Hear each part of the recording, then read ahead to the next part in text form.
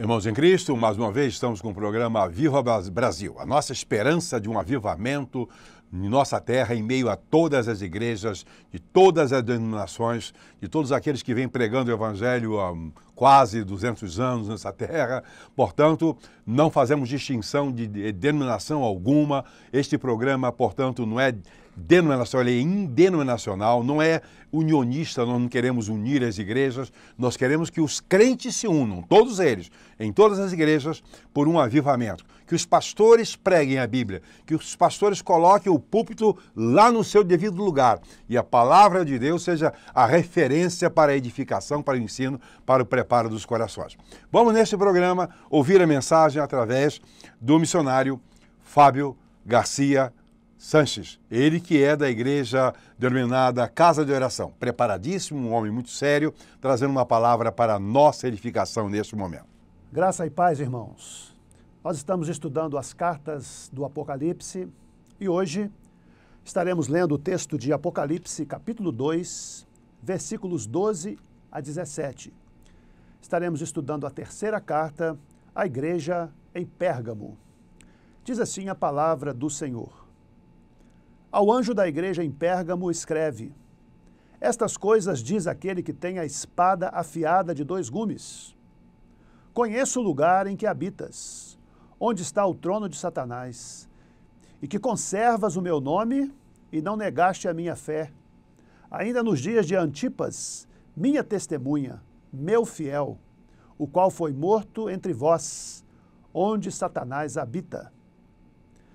Tenho, todavia, contra ti algumas coisas, pois que tens aí os que sustentam a doutrina de Balaão, o qual ensinava a Balaque a armar ciladas diante dos filhos de Israel, para comerem coisas sacrificadas aos ídolos e praticarem a prostituição. Outro sim, também tu tens os que da mesma forma sustentam a doutrina dos nicolaítas. Portanto, arrepende-te. E se não, venho a ti sem demora, e contra eles pelejarei com a espada da minha boca. Quem tem ouvidos, ouça o que o Espírito diz às igrejas. Ao vencedor, dar-lhe-ei o maná escondido, bem como darei uma pedrinha branca, e sobre essa pedrinha escrito um novo nome, o qual ninguém conhece, exceto aquele que o recebe.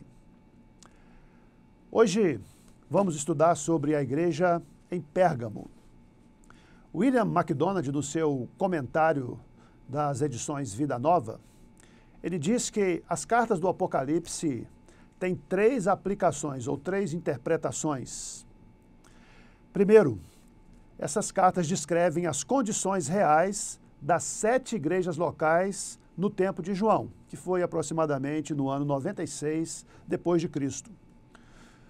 Segundo, retratam a cristandade na Terra em qualquer época da história. Essa é uma outra linha de interpretação. Retratar a cristandade na Terra em qualquer época da história. E a terceira linha de interpretação é que cada igreja representa uma época da igreja na história. Por exemplo, a carta à igreja em Éfeso representa a igreja do 1º século. Esmirna representa a igreja do 1º ao 4º século. Pérgamo, a igreja do 4º e 5º século. Tiatira, igreja do 4º ao 15º século. Sardes representa a igreja dos séculos 16 e 17. Filadélfia, a igreja dos séculos 18 e 19. E Laodiceia, a igreja dos últimos dias. Essa também é uma linha de interpretação.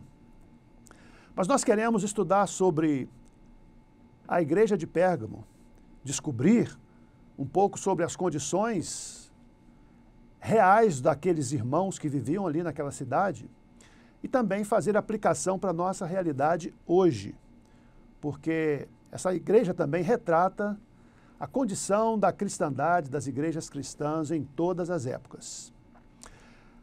Tiatira, ou melhor, Pérgamo, significa inteiramente unido, casado. Isso lembra que a igreja está comprometida com Cristo, que a igreja é a noiva de Cristo. e precisa ser apresentada a ele como uma esposa santa, pura e fiel. E algumas curiosidades sobre esta cidade de Pérgamo. A cidade de Pérgamo era um grande centro cultural.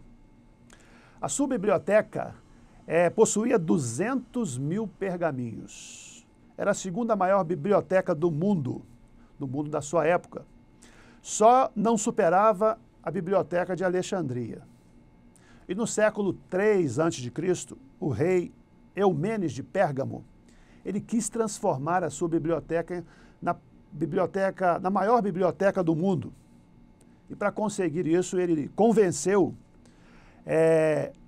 Aristófanes de Bizâncio, o bibliotecário de Alexandria, para vir para Pérgamo, para poder ajudá-lo a conseguir transformar a sua biblioteca na maior do mundo.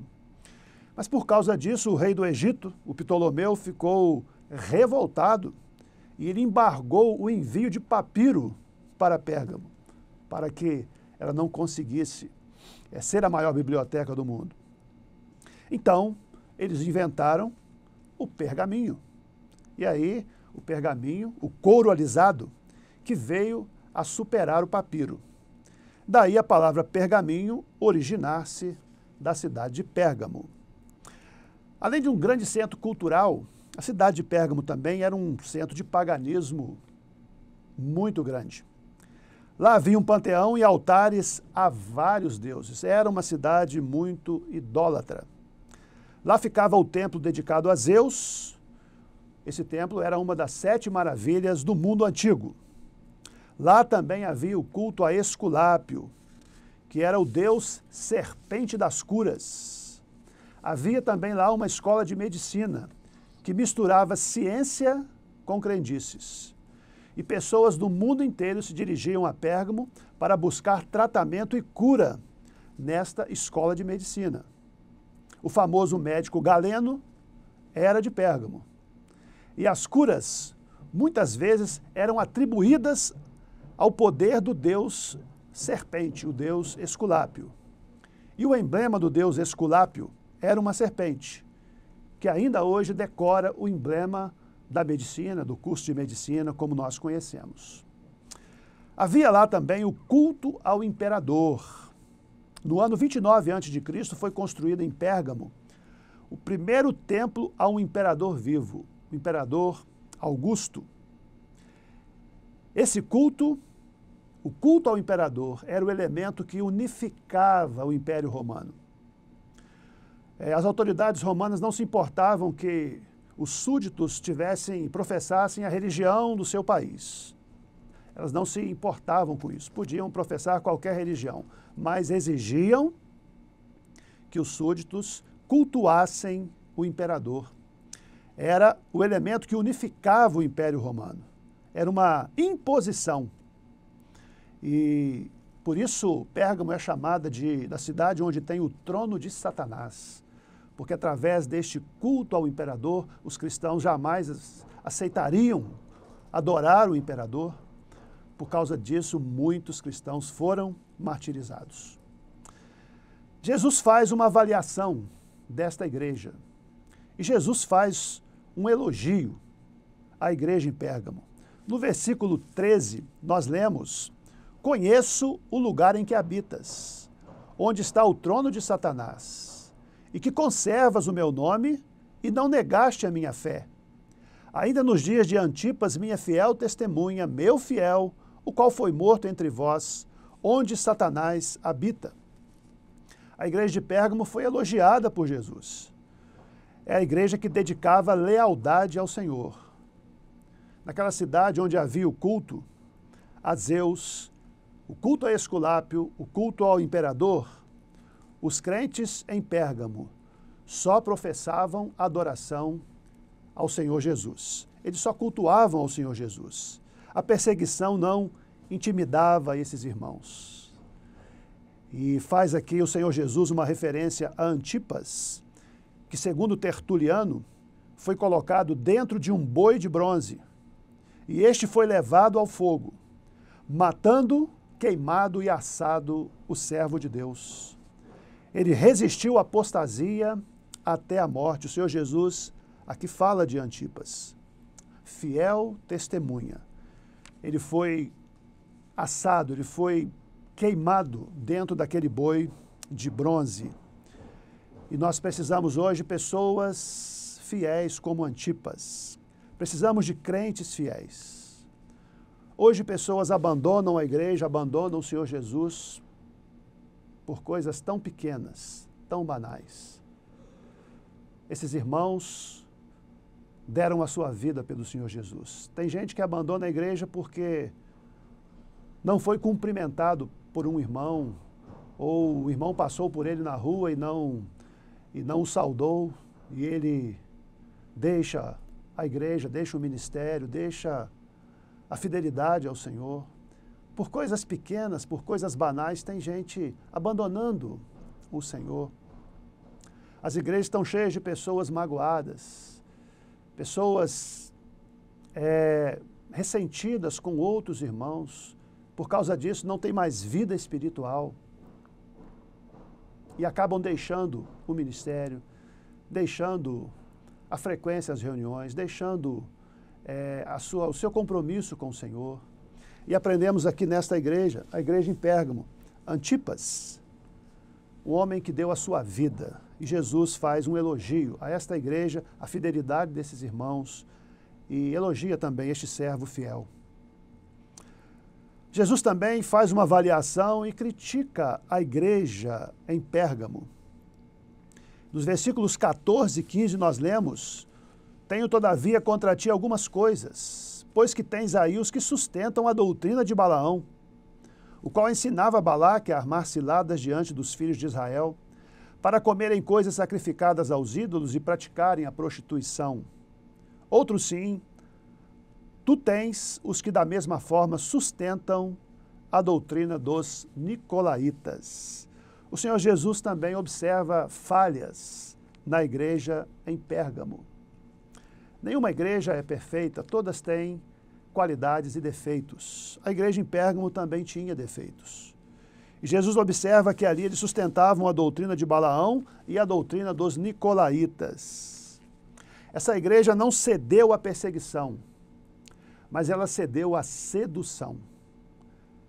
Ou seja, a perseguição não deu resultados para impedir essa igreja de avançar, mas a sedução ao pecado, ao mundo, prejudicou esta igreja e foi alvo da crítica, da observação, da advertência do Senhor Jesus. O Senhor Jesus fala da doutrina de Balaão, e Balaão nós conhecemos do Velho Testamento. Um falso profeta, um homem que gostava de profetizar para ganhar dinheiro. Ele foi contratado por Balaque para amaldiçoar Israel. Como ele não conseguiu amaldiçoar Israel, ele deu conselhos a Balaque para que Balaque introduzisse donzelas e que levassem o povo de Israel à prostituição e à idolatria. E assim o povo de Israel ficou fraco e vulnerável. E diz que na igreja em Pérgamo também eles sustentavam essa doutrina de Balaão. Veja bem que aquela igreja ficou firme diante da perseguição. Mas agora a sedução do pecado prejudica, atinge essa igreja. Ou seja, o pecado que enfraqueceu o povo de Israel, o pecado também enfraquecia a igreja ali em Pérgamo. A igreja só está de pé, a igreja só é forte quando é santa. Sempre que a igreja se mistura com o mundo, sempre que a igreja se mistura com o pecado, adota o estilo de vida pecaminoso, a igreja perde o seu poder, a igreja perde a sua influência. Infelizmente, alguns transitam com muita naturalidade do centro do pecado para o altar. E isso acaba enfraquecendo o testemunho, enfraquecendo o poder, a autoridade da igreja. Muitos se emocionam nos cultos, às vezes até choram nos cultos, mas quando vão viver as suas vidas, estão envolvidos no pecado, estão misturados com o mundo. A doutrina de Balaão é a doutrina da sedução pelo pecado. Satanás conseguiu enfraquecer essa igreja, não pela perseguição, mas pela sedução, pela mistura com o mundo. E a doutrina dos nicolaítas, e é impossível a gente dizer ao certo qual era a doutrina dos nicolaítas. Alguns creem que essa doutrina dos nicolaítas, como por exemplo o Dr. Scofield em sua Bíblia, ele crê que a doutrina dos nicolaítas seria o clericalismo, a introdução de sacerdotes, de bispos, de cardeais, do Papa. Seria essa a doutrina dos nicolaítas que clericalizou a igreja, colocando hierarquia e castas dentro da igreja. Dr. Scofield defende este ponto de vista. Mas a maioria acredita que a doutrina dos nicolaítas estava associada à libertinagem, à licenciosidade. Os nicolaítas eram aqueles que participavam intensamente das festividades pagãs, promovendo a imoralidade sexual entre os cristãos.